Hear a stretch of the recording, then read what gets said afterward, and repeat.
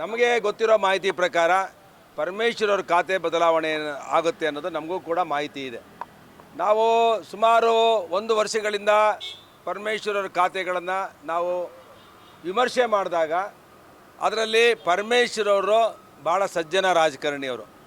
ಅವ್ರ ಖಾತೆಯನ್ನು ಅವರು ನಿಭಾಯಿಸ್ತಾ ಇಲ್ಲ. ಇದನ್ನು ಸಾಕಷ್ಟು ಬಾರಿ ವಿರೋಧ ಪಕ್ಷದಲ್ಲಿದ್ದಾಗ ನಮ್ಮ ನಾಯಕರು ಹೇಳಿದ್ದಾರೆ, ಬೇರೆ ಬೇರೆಯವರು ಕೂಡ ಸಂದರ್ಭದಲ್ಲಿ ಹೇಳಿದ್ದಾರೆ. ಇವತ್ತು ಕುಮಾರಸ್ವಾಮಿಯವರು ಅದನ್ನು ಹೇಳಿದ್ದಾರೆ. ಅಂದರೆ ಪರಮೇಶ್ ಖಾತೆಯನ್ನು ಬೇರೆಯವರು ಹಸ್ತಕ್ಷೇಪ ಮಾಡ್ತಾ ಇದ್ದಾರೆ. ಇವತ್ತು ಮೈಸೂರಿನ ಗಲಭೆ ಇರ್ಬೋದು, ಮಂಗಳೂರಲ್ಲಿ SP ಅವ್ರ ಬದಲಾವಣೆ ಇರ್ಬೋದು, ನಿನ್ನೆ ಕಮಿಷನರ್ಗಳನ್ನ ಸಸ್ಪೆಂಡ್ ಮಾಡಿರುವಂಥದ್ದು 5 ಜನ ಅಧಿಕಾರಿಗಳನ್ನ. ಇದರ ಹಿಂದೆ ಪರಮೇಶ್ವರ್ ಅವ್ರ ಖಾತೆಯನ್ನು ಹಿಂದೆ ಸೀಟಿಂದ ಕೂತ್ಕೊಂಡಿರೋರು ನಿಭಾಯಿಸ್ತಾ ಇದ್ದಾರೆ ಅನ್ನೋದು ಆರೋಪ ಇದೆ. ಅದರಿಂದ ಇವತ್ತು ಪರಮೇಶ್ವರ್ ಅವರಿಗೆ ಇಂಡಿಪೆಂಡೆಂಟಾಗಿ ಕೆಲಸ ಮಾಡೋಕ್ಕೆ ಬಿಟ್ಟಿದ್ರೆ ಈ ಇಲಾಖೆ ಇಷ್ಟೊಂದು ಕೆಡ್ತಾ ಇರಲಿಲ್ಲ. ಅವ್ರು ಒಳ್ಳೆಯತನನ ಇಲ್ಲಿರೋಂಥ ಯಾರು ನಿಭಾಯಿಸ್ತಾ ಇದ್ದಾರೆ ಅದನ್ನು ಮುಖ್ಯಮಂತ್ರಿ ಉಪಮುಖ್ಯಮಂತ್ರಿಗಳು ನಮಗೆ ಗೊತ್ತಿಲ್ಲ, ಯಾರು ನಿಭಾಯಿಸ್ತಾ ಇದ್ದಾರೋ ಅವರು ಇವತ್ತು ಅವ್ರನ್ನ ಖಳನಾಯಕನಾಗಿ ಮಾಡಿದ್ದಾರೆ ಕರ್ನಾಟಕದಲ್ಲಿ. ಅದರಿಂದ ಈ RCBದು ಹೇಳಿದ್ದಾರೆ ಅವರು, ನನಗೇನೂ ಗೊತ್ತಿಲ್ಲ ಅಂತೇಳಿ. ಅವರು ಕಮಿಷನರು ಒಬ್ಬ ಪ್ರಾಮಾಣಿಕ ಕಮಿಷನರನ್ನು ಸಸ್ಪೆಂಡ್ ಮಾಡಿರೋಂಥ ಕೊರಗು ಪರಮೇಶ್ವರ್ ಅವ್ರಿಗೆ ಇವತ್ತು ಕೂತ್ಕೊಂಡಿದೆ. ಪರಮೇಶ್ವರ್ ಅವ್ರ ಮೇಲೆ ದ್ವೇಷದಿಂದನೇ 5 ಜನ ಅಧಿಕಾರಿಗಳನ್ನು ಇವತ್ತು ಸಸ್ಪೆಂಡ್ ಮಾಡಿರೋದು ಅನ್ನೋದು ನಮಗೆ ಗೊತ್ತಿದೆ. ಅದರಿಂದ ನಾನು ಹೇಳೋದು ಪರಮೇಶ್ವರ್ ಅವರು ಖಾತೆ ಬದಲಾವಣೆ ಮಾಡೋದು ಸರ್ಕಾರಕ್ಕೆ ಬಿಟ್ಟಂಥ ವಿಷಯ. ಆದರೆ ನಮ್ಮ ಜಿಲ್ಲೆಯಲ್ಲಿರೋಂಥ ಒಬ್ಬ ಸಜ್ಜನ ರಾಜಕಾರಣಿಗೆ ಈ ಪರಿಸ್ಥಿತಿ ಬರಬಾರ್ದಾಗಿತ್ತು. ಅವ್ರ ಒಳ್ಳೆತನನ ರಾಜ್ಯ ಸರ್ಕಾರ ದುರುಪಯೋಗ ಮಾಡ್ಕೋಬಾರ್ದಾಯಿತು. ನಾನು ಕೂಡ ಅಸೆಂಬ್ಲಿಯಲ್ಲಿ ಭಾಷಣ ಮಾಡಬೇಕಾದ್ರೆ ಬಡ್ಜೆಟ್ ಮೇಲೆ ಆಡಳಿತ ಯಂತ್ರ ಕುಸಿದು ಬಿದ್ದಿದೆ ಅಂತ ಹೇಳಿದೆ. ಅಂದರೆ ಆಬ್ಸಲ್ಯೂಟ್ ಮೆಜಾರಿಟಿ ಬಂದಂಥ ಸಂದರ್ಭದಲ್ಲಿ ಸರ್ಕಾರದಲ್ಲಿ ಆಡಳಿತ ನಡೆಸುವಂಥ ಯಜಮಾನ ಅವನು ಬಿಗಿ ಇಲ್ಲ ಅಂತ ಹೇಳಿದರೆ ಈ ವ್ಯವಸ್ಥೆಗಳು ಆಗ್ತದೆ. ಸಿದ್ದರಾಮಯ್ಯನವರು ವೀಕ್ ಇರೋದ್ರಿಂದ ಬೇರೆಯವರು ಅಲ್ಲಿ ಆಡಳಿತವನ್ನು ನಡೆಸ್ತಾ ಇದ್ದಾರೆ. ಅದರಿಂದ ಆಡಳಿತ ಯಂತ್ರ ಕುಸಿದಿದೆ. ಇವತ್ತು RCB ಗಲಾಟೆ ಆಗಿರೋದು, RCBದು ಗೊಂದಲ ಆಗಿರೋದು ಇದೇ ಕಾರಣಕ್ಕಾಗಿ.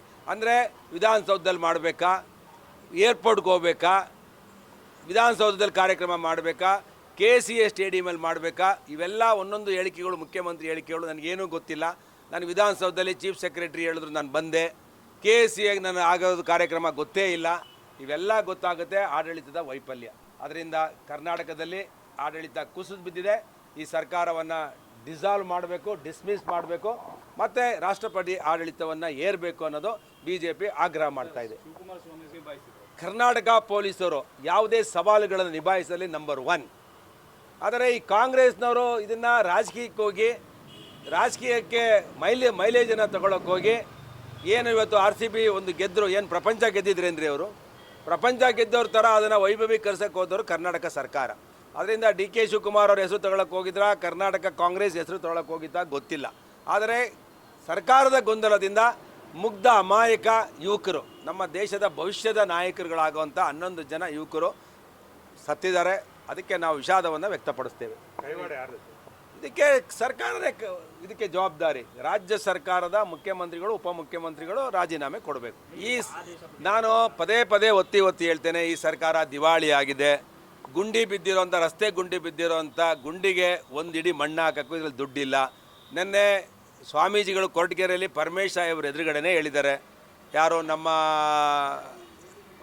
ಬಾಳೆಹೊನ್ನೂರಿನ ಪೀಠಾಧ್ಯಕ್ಷರು ರಂಭಾಪುರಿ ಸ್ವಾಮೀಜಿಗಳೇ ಹೇಳಿದ್ದಾರೆ, ಈ ದಿವಾಳಿ ಈ ಸರ್ಕಾರ ಈ ಬಿಟ್ಟಿ ಭಾಗ್ಯಗಳಿಂದ ಸರ್ಕಾರದಲ್ಲಿ ಹಣ ಇಲ್ಲದಲೇ ಸರ್ಕಾರಕ್ಕೆ ಕೆಟ್ಟ ಹೆಸರು ಬಂದಿದೆ. ಈ ಭಾಗ್ಯಗಳನ್ನು ಬಡವ್ರಿಗೆ ಬಿಟ್ಟು ಶ್ರೀಮಂತರಿಗೆ ನಿಲ್ಲಿಸಿ ಅಂತ ಹೇಳಿದ್ದಾರೆ. ಯಾರು ಉಳ್ಳವರಿಗೆ ಕೊಡಬಾರ್ದು ಅಂತ ಹೇಳಿದ್ದಾರೆ. ಅದರಿಂದ ಈ ಸರ್ಕಾರ ದಿವಾಳಿ ಅಂಚಿನಲ್ಲಿದೆ. ಅದರಿಂದ ಇವತ್ತು 25 ಲಕ್ಷ ಏನು ಹಣ ಕೊಟ್ಟಿದ್ದಾರೆ ಆ DC ಫಂಡಿಂದ ಕೊಟ್ಟಿದ್ದಾರೆ.